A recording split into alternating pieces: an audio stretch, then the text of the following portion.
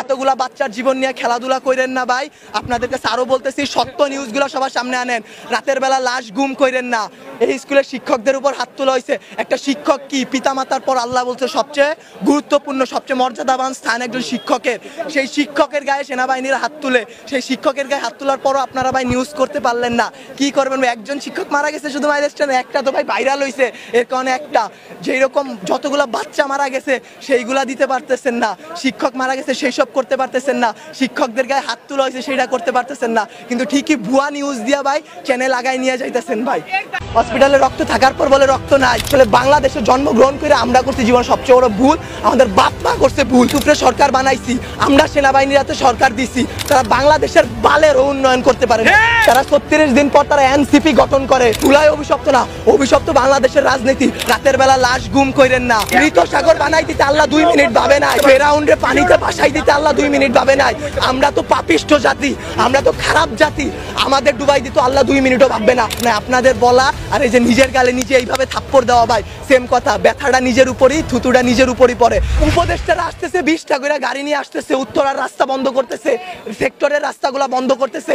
এতে যাদের যেই সন্তানগুলো আহত হয়েছে, নিহত হয়েছে, তাদের বাবা মাদের ঢুকতে দিতেছেন না আপনারা, তাদের বাবা মারা এখন পর্যন্ত খায় নাই। আমার মা শোকে শোকাহত হয়ে গেছে।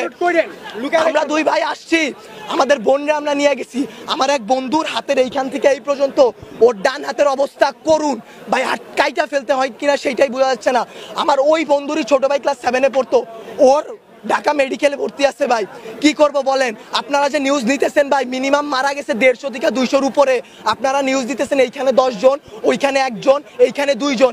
আসলে ভাই বলতে গেলে কি, আমরা উপদেষ্টা আনাইছি, আমরা ইউসুফরে সরকার বানাইছি, আমরা সেনাবাহিনীর হাতে সরকার দিছি।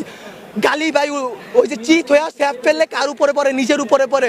ওই রকম ভাই গালি দিলেও নিজের গায়ে খারাপ লাগে যে এক শেখ হাসিনা খুনি হাসিনারে পাঠাইছি, আরেক খুনি দলরে নিয়ে আসছি। দেশে এইসব হয়ে যায়, রাত 2টা-3টার সময় খবর আসে এইচএসসি পরীক্ষা বন্ধ। কেন ভাই আপনাদের, কেন 3টার সময় নিউজ দিতে হবে?